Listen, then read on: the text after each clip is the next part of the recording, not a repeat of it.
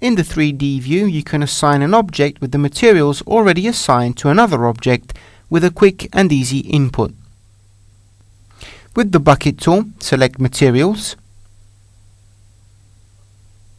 and then enable the Copy Material Sampler. With the sampler, simply click on the object to copy the materials from.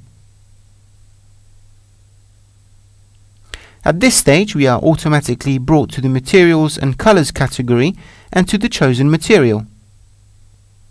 Now, with the bucket tool, just click on the object or on a section of it upon which to apply the selected material.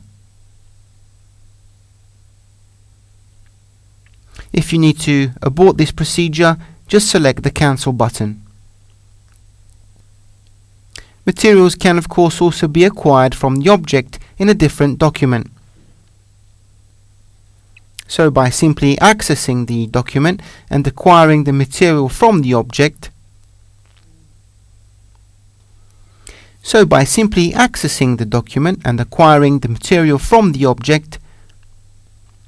we are automatically sent to the document that we are currently working on, and where all you need to do is apply the copied material.